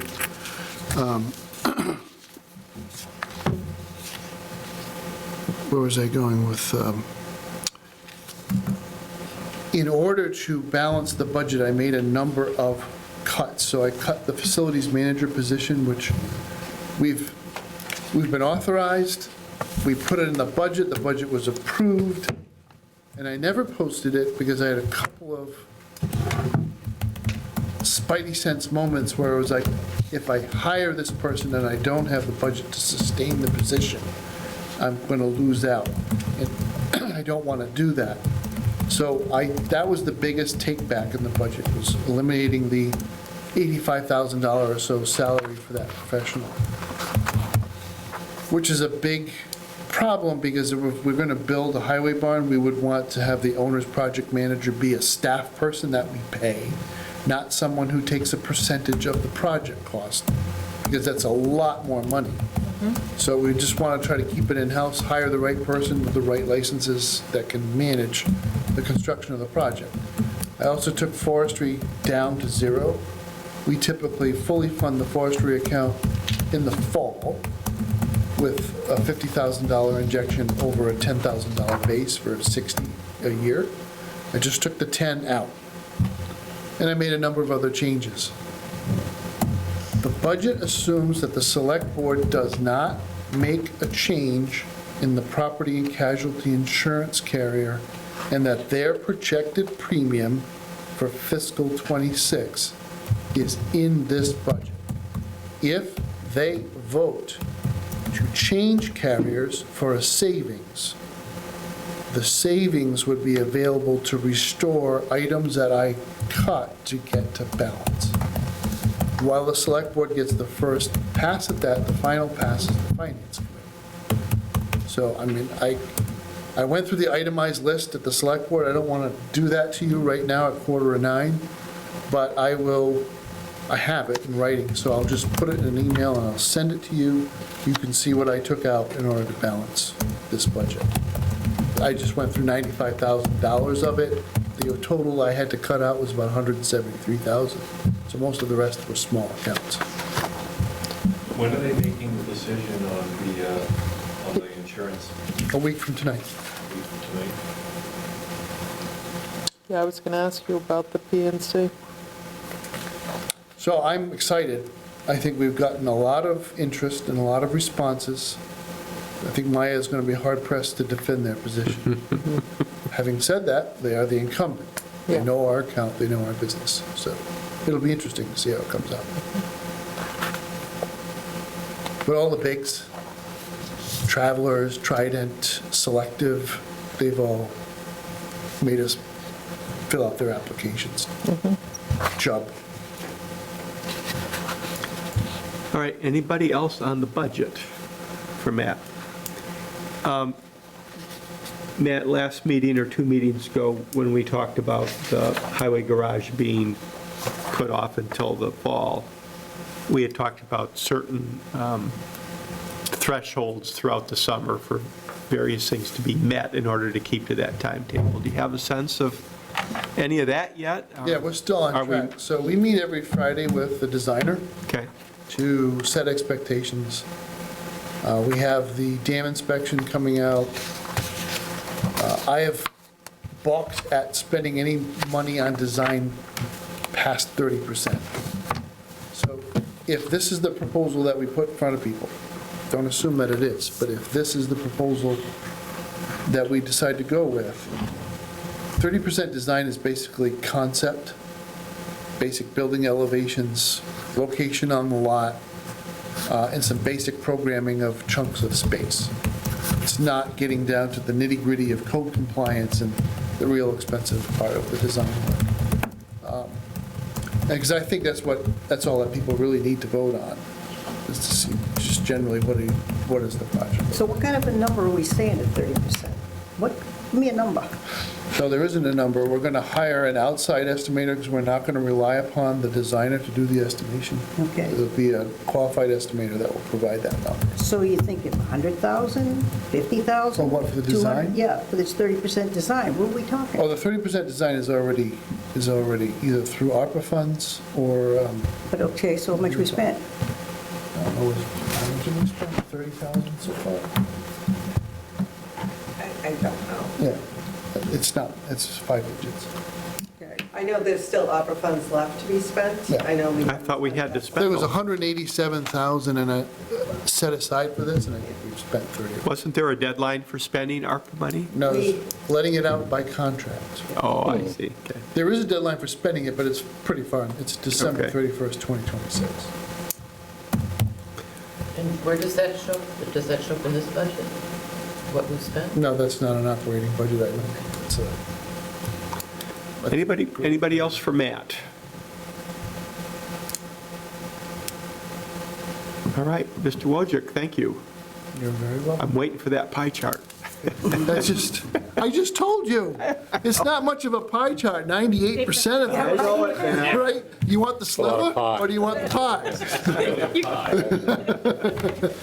a circle. All right, yes, agreed. All right, thank you, Matt, appreciate it. Thanks, Matt. Okay, if you look at the special town meeting that was handed out, Gene, anything about those 4 articles that we should talk about at length? You got one, right, Paul? Yeah, okay. This is kind of perfunctory, right? Each Yeah, year we do. I don't think so, but No? I'm happy to answer any questions if you should have them. Just for the newbie, and I applaud your enthusiasm this evening. These are housekeeping items. We look at the current year's budget, and we look at how we're going to get to June 30 and what we need to get there. So I meet with I meet with all the departments, and we talk about the challenges they had in this fiscal year. And again, we try to address as many needs as we can at the special town meeting, so we're not hitting the reserve fund transfer, which is used for anything that unforeseen and extraordinary, and that gets approved by the board. Unlike, we budget salary and expense by each department, so we're held within a tight constraint, unlike the school. I'm not picking on the school is voted as one line, and they can move within their cost centers by budget adjustments approved by the school committee. So the town is run a little tighter, and that's why you see, like, even going from, like, treasurer collector wages and tax taking are both run under the treasurer, but town meeting is the only one that can move that money. Okay, so that's what Article 1 does. I am still waiting for a number from the town clerk. We had some changes in staff due to retirement in the treasurer's collectors. We used to have a shared clerk that was fully moved over to the town clerk and so there's some adjustments in the finance department. FinCom expenses, you guys pay for the flyer that gets mailed out, and it's determined, the cost is determined by the number of pages in the flyer as well as the postage to mail it. Town reports, that's something that we're obligated to do. Town audit, we had to do an additional single audit this year. Again, I'm waiting for town clerk. Town hall office was due to postage. Board of Health wages, we did review that. That was just minor things because of the length of the meetings. We do have a minute taker in that department now. Increased landfill maintenance, that was for the mowing. We pay someone to mow, and he had increased his wages. Ambulance, police, again, those are 24 operations. So they look at where their overtime was during the course of the year, and again, they're projecting what they're going to need through June 30. That is not, we don't want those tight, because we need to, there's some flexibility there. The increase in highway maintenance expense and highway admin expense, we're decreasing their wages, so we kind of, gave them a little room. They had more paving costs and maintenance costs. Filling potholes by paving, not street paving. And then I look at where departments have maybe helped fund it. So this town meeting, we have to do a transfer. You can no longer raise and appropriate. So if I'm giving money to Plumman, I have to take it from somebody else. So I go back to the departments and I look at where I think someone may be able to give a little. And that's based on the expenses coming in maybe better, or they didn't need them. Like nurses' wages, she did not use all the hours that she was budgeted for, so we had 10,000 there. Highway wages, they didn't fill their part-time positions. Veterans benefits, their activity was lower this year. They didn't have the census that they thought they would have. And ambulance is funded by receipts reserved for appropriation. So whatever we increase in ambulance, 27 is offset by the receipts reserved for appropriations. So that's a quick overview. Again, you guys all know that, but for your benefit. I appreciate that, thank you. If you have any other questions, I'm happy to answer them. So did you look at Articles 2, 3, and 4? Anybody, any questions for Gene? Article 2 is the amount that we allowed for deficit spend at $175,000, and the Articles 3 and 4, both prior year bills. Again, the town, unlike a business, is not allowed to pay a invoice in this fiscal year for a prior fiscal year. We have to get town meeting approval. We try to not have any, but At least they're small. they're small, but What is again, RWE? that is, Con Ed, that is for the, so we get solar credits from Oh, a okay. company. They hit our National Grid account. Okay. There was change in staff in the water sewer department. Their bill got missed Okay. for the June bill. Okay, I thought it was continuing education, frankly. No, sorry. No, this is, What is this? and I will tell you, there's more of a challenge with prior bills because we find vendors are working from home. And not everybody runs with the same parameters that the town does, where, they send you a bill in December, they're thinking you can just pay it, and it just doesn't work that way. It does with other industries. It does, but. Everything except the town. But Get your bill. we have to confess all our sins to all of you, so. I get this one bill that they literally give me like less than a week till it's due. Yeah. I'm like, this is crazy. Yeah, Do we have any reserve fund transfers? we do not. Okay. So any questions for Gene? Anybody on the special? Okay, thanks, Gene. Thank you, Jim. Appreciate that. By the way, Gene, can you write the email to Mark Potter on our behalf? I If will you do say that. no, I'll be happy to do it. No, I'll send. But tell him we'd like him to be at our next meeting to talk about specifically the enterprise fund or some Well- of Rob's concerns too. Stabilization. Or stabilization, I mean, yeah. I will also send you like I said, the slide deck from the principal assessor, and For the veterans. for the veterans, yes. He did do a presentation. Yeah. I can give you the link to the meeting. So what do you think, you guys, when Mark Potter comes in 2 weeks, if he's able to, do you want to limit it to the special fund that's in Article 22, or have Rob bring up some of his observations and have him respond to that? What's your vision? I think it's going to be kind of unfair. That guy's not going to be able to respond to that stuff that he's got. Well, can he respond to the, I think. maybe- Article 22. Might be the Article 22, but all those things, you think he's going to be able to, you don't agree to, he's not. I don't think he's going to, no. I agree with you. Yeah, it's too You much. need to bring the school board chair with him. Yeah, And- he needs to get, he's not at that level to be able to do that, and it's unfair to him.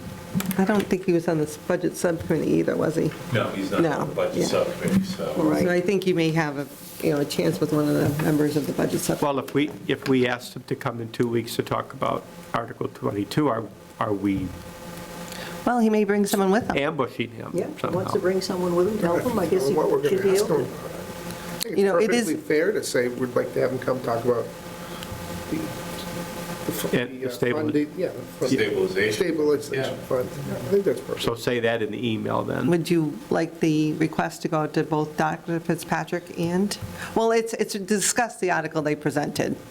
Right. What do you think, group? Just our local rep, or? You know, it's He can interesting. bring I think we whoever know he about needs it. to bring. I'm Phil. actually not in favor of anyone Yeah, coming. because we know how I we're didn't voting. voice that, but I don't really feel like opening my door You know, there's to, not, with all respect to the person who would come, yeah. I don't believe they would have significant information that would materially affect our voting or decision. And frankly, to open the door to suggest we're open to being swayed is a message I don't really care to send. I'm prepared to have a vote, and as Matt suggested, and send out a statement of where we were, but I didn't really need To any the other extra towns, you input mean? or thought or analysis or from somebody to get to that point. So I think how I look at it, and point well taken, is so that he knows what the constituents within his own town are feeling, because they've never been faced with the challenges we've ever faced. That's a different invite. So Howard, do you think if, once we start our new budget process next year, No, it can be in 2 weeks, Oh, but it's okay. less about, could you please inform us, than would like to inform you. would like to inform you, would like to have somebody here so we can voice our concerns regarding the article. And if you are able to address those, great, but would really like to, we've already had some discussion, have some concerns, and believe it's fair for us to voice them to our rep before we then go further with you having the opportunity to address those concerns. But I don't consider it, I wouldn't want it to be seen as an invite for you to sway us because it's such a close call, and could you give us some input? I view it as, we don't really think this is going to be a close call at all. Would like to voice that to you because you're our rep and you should hear it firsthand from us before the vote. Those would be my thoughts. I agree with Howard. I do too. Howard, but- And then I would also like to add some of the concerns that are going to. Then you can, right, then you can have Rob's comments where you're not ambushing the guy for, we want you to answer the following 67 topics.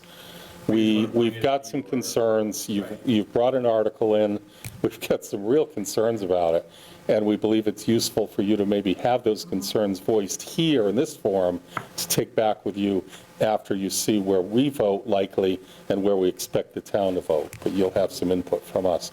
That way, we haven't blindsided, and we've given you marginally an opportunity to be heard, although, here's a gag and would like you to not say much. That makes, Well, right, because I don't, to Gene's point, I just, the person who's come each year has been a decent, a fair-minded person, but they haven't really been the person that's the decision maker or having a swaying vote in any BVT committee or subcommittee. I'd rather have, given your point that they're our rep, they should hear our thoughts. I think it is something we haven't done before and is a good idea to do, but I don't really see it as a information session Oh, it's not an for them to provide to us. I see it the other way around, yeah. I don't- Fair enough? Yeah, Yeah, and I think the email should show that more, so that nobody, Draft email? I heard Dick say if you don't want to, he is. And Gene, let's be honest, when I was chair, I didn't draft any, you were my ghostwriter. A little, a I'm sure Gene secret, misses those times. secret, not really a secret. Right. Secret's out now. Right, Yeah. exactly. So I will if you want me to. No, but no. you I'm get just the gonna leave idea. it very- You get the idea, Yeah. yeah, right? Very general. Yeah, I don't think we should put the guy on the hot seat when Right, it comes here. right, right. I think we just need to give Let him him know my how we ideas. feel. Yeah, we've got some, and feel free to pass this along. By the way, here's a free gift. I'm probably just going to mention that the Finance Committee will be voting on the articles, and we would like you to attend to address their concerns regarding the And hear some Maybe not of, address Yeah. them, right, Oh, I to hear hear some the of our concerns. concerns. I think that is the subtle difference. because we're not going to look for answers. So every guy, otherwise the guy won't come, he'll be sick, he'll be out of town, and I wouldn't either, right, yeah, right. Just, I don't want to do that. But it's going to I be a don't- one sentence. Yeah, okay. okay. All right, anything else on the Valley Tech thing? Okay. All right, so we have the calendar, so we're not going to meet on April 22, correct? Right. When does the warrant close, Gene? The warrant is technically closed. It's going to reopen for the article that went in on the tank, the water tank, on the 1st. It'll close. A week from today. A week from today. They will sign it. You will meet on the 8th. You will Right. take your votes, make your recommendations, Yep. and then it goes off to the flyer. Okay, we're meeting on the 8th? Right. Public hearing, all departments will be presented and attended, hopefully answer any questions you have. If you have any special concerns, I always ask that you give them to me in advance so I can notify the You department. have the link though, right? Believe so. That's in 2 weeks. April 8th, FinCom, Yep. And then town meeting is May 5th. and town meeting. Okay. So we won't have one after April 8th? We No, will- No. Correct. You'll right, have one the right. night of town meeting at 6:30 in your special. Unless you want to just show up here and sit for a while. all right, let's approve some minutes and then we'll be ready to move on, I think. So I sent I sent you January 28, February 11, February 25, and then I sent you a revised March 11. And some of them, I had been back and forth with the minute taker on some spelling and some Yeah, I saw quite a few. phrasing Yeah. things, so. All right, I'm glad you saw that, so. So let's just open with January 28. So would you guys take a look at, you have those minutes in front of you? Read them before I came. Okay. I copied off. Okay. Yeah. So January 28, I make a motion that we approve the January 28, I second it. 2025 meeting minutes. okay, and here I suggested a couple spelling corrections to our minute taker, which she incorporated, so. All right, all in favor? Okay, who made the motion? Heather? Heather, who seconded it? Me. Lynn, okay. All in favor of approving the minutes of January 28 as corrected, say aye. Aye. Aye, opposed? Abstain. Abstained, Sandy abstained, so 7 yeses, 1 abstain. Okay, and then February 11, again, there were a couple typos in there that including Heather Moran, did you see that, Heather? Okay. Which she corrected, so somebody move that we accept February 11, 2025 as So moved. corrected. Second. Lynn, second by discussion? Okay, all in favor, say aye. Aye. Aye. Opposed, abstained, Abstain. Sandy? Abstain. And Robin abstained, okay. So that's 6 yes and 2 abstentions. And then February 25 looked pretty good. I didn't really see any typos in that one. I make a motion to approve the February 25 minutes. So meetings. Howard moves, we approve February 25 as submitted, seconded by Second. Rob. Thank you. Any discussion? All in favor, say aye. Aye. Aye. Opposed, abstained. Sandy abstains, Ryan abstains. Okay, motion carries 6 yes, 2 abstentions. And then March 11, I'd sent you one and then an amended one. Again, some style things that the note taker fixed, so they look pretty good to me. So anybody move March 11 So moved. be approved as corrected?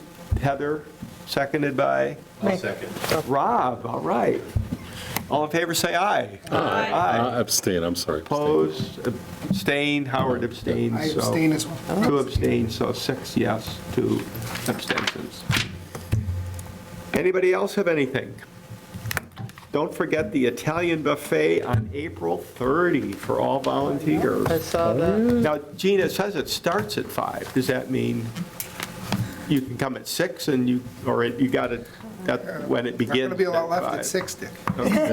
We're all coming at 5, Dick. Okay. There won't be. It's not like an Yeah. open-ended thing, it starts at 5. No, Okay. the staff will probably want to go home at some point. Yeah, Yeah. I don't blame them. Is anybody going? I think we're going to try. you know, April 30, yeah, leave it on the calendar, right? Yeah. But we should all let Lisa know, right, if we're going to Yes, go? yes, Oh, please. is it an RSVP? A little bit? Yeah, okay, all right. And it's at the gym. If you're hungry at the moment. Can I But make come the at 5, not sauce? 6. Come at 5, Yeah, not 6. Yeah, If we come at 5:30, there'll still be food there later, so. yeah. No promises. Right? Carol and I, no promises, right? April 30, yeah. Right? I make a motion to adjourn. I think that's a great idea. Okay, Howard moves, we adjourn, Sandy seconds. Aye. All in favor, say aye. Aye. Opposed, abstained. No motion abstentions? carries. Yeah. Thank you, everyone. Thank you, guys. Might ask